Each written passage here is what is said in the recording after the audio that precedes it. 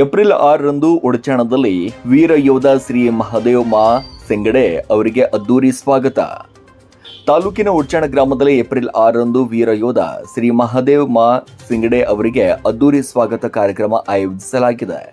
ಭಾರತ ದೇಶಕ್ಕೆ ಸುಮಾರು 22 ವರ್ಷಗಳ ಕಾಲ ಸೇವೆ ಸಲ್ಲಿಸಿದಂಥ ವೀರ ಯೋಧ ಶ್ರೀ ಮಹದೇವ್ ಮಾ ಸಿಂಗಡೆ ಅವರ ನಿವೃತ್ತಿ ಹೊಂದಿ ಸ್ವಗ್ರಾಮಕ್ಕೆ ಆಗಮಿಸುತ್ತಿರುವ ಹಿನ್ನೆಲೆಯಲ್ಲಿ ಸಿಂಗಡೆ ಪರಿವಾರ ಹಾಗೂ ಗ್ರಾಮಸ್ಥರು ಈ ಭವ್ಯ ಕಾರ್ಯಕ್ರಮವನ್ನು ಹಮ್ಮಿಕೊಂಡಿದ್ದಾರೆ.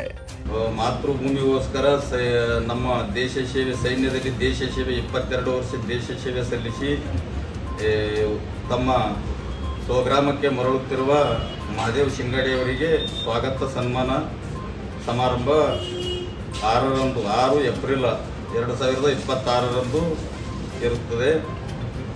ಕಾರ್ಯಕ್ರಮ ಅಂಗವಾಗಿ ಬೈಕ್ ರ್ಯಾಲಿ ಹಾಗೂ ಬಾಜಾ ಭಜಂತ್ರಿ ವಾದ್ಯ ಮೇಳದೊಂದಿಗೆ ಅದ್ದೂರಿ ಮೆರವಣಿಗೆ ನಡೆಯಲಿದ್ದು, ಗ್ರಾಮದಲ್ಲಿ ಹಬ್ಬದ ವಾತಾವರಣ ನಿರ್ಮಾಣ ಆಗುವ ನಿರೀಕ್ಷೆ ಇದೆ.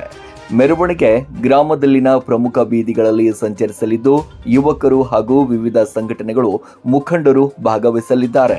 ಭೂಮಿಯ 22 ವರ್ಷ ಸೇವೆ ಸಲ್ಲಿಸಿ ತಾಯ್ನಾಡಿಗೆ ಬರ್ತಾ ಇದ್ದಾರೆ. ಅವರಿಗೆ ನಮ್ಮ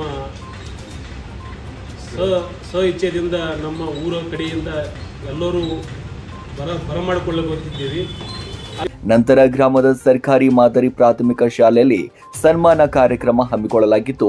ಈ ಕಾರ್ಯಕ್ರಮದಲ್ಲಿ ಪ್ರಮುಖ ಮಠಾಧೀಶರು ಹಾಗೂ ರಾಜಕೀಯ ಮುಖಂಡರು ಭಾಗವಹಿಸುವ ಸಾಧ್ಯತೆ ಇದೆ. ನನ್ನ ಆತ್ಮೀಯ ಗೆಳೆಯನಾದಂಥ ಮಹದೇವ್ ಮಾರುತಿ ಸಿಂಗಡೆ ಅವರು 22 ವರ್ಷ ಮಿಲಿಟರಿಯಲ್ಲಿ ಸೇವೆಯನ್ನು ಸಲ್ಲಿಸಿ ಮರಳಿ ನಮ್ಮ ಉಡಚಾಣ ಸ್ವಗ್ರಾಮಕ್ಕೆ ಮರಳಿ ಬರುತ್ತಿದ್ದಾರೆ.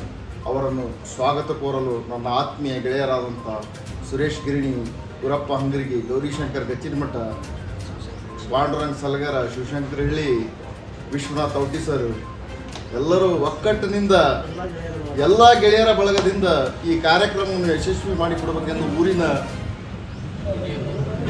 ಗುರು ಹಿರಿಯರಲ್ಲಿ ನಾನು ವಿನಂತಿ ಮಾಡಿ ವೀರ ಯೋಧನ ಸೇವೆಯನ್ನ ಸ್ಮರಿಸಿ ಗೌರವ ಸಲ್ಲಿಸುವ ಉದ್ದೇಶದಿಂದ ಈ ಕಾರ್ಯಕ್ರಮವನ್ನು ಆಯೋಜಿಸಲಾಗಿದ್ದು, ಗ್ರಾಮಸ್ಥರು ಹೆಚ್ಚಿನ ಸಂಖ್ಯೆಯಲ್ಲಿ ಭಾಗವಹಿಸಿ ಈ ಕಾರ್ಯಕ್ರಮಕ್ಕೆ ಶೋಭೆ ತರಬೇಕೆಂತ ಮನವಿ ಮಾಡಿದ್ದಾರೆ.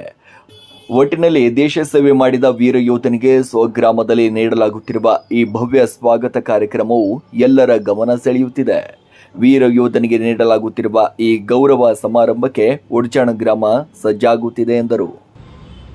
ಗುರು ಹಿರಿಯರು ಮತ್ತು ಗಣ್ಯ ವ್ಯಕ್ತಿಗಳ ಸಮ್ಮುಖದಲ್ಲಿ ಮಹದೇವ್ ಸಿಂಗಾಡಿ ಅವರಿಗೆ ಭವ್ಯವಾದಂಥ ಸ್ವಾಗತವನ್ನು ಮಾಡಿಕೊಳ್ಳಲಿಕ್ಕೆ ಗ್ರಾಮದ ಎಲ್ಲ ಗೆಳೆಯರ ಬಳಗ ವತಿಯಿಂದ ನಾವು ಒಂದು ಕಾರ್ಯಕ್ರಮವನ್ನು ಹಮ್ಮಿಕೊಂಡಿದ್ದೇವೆ.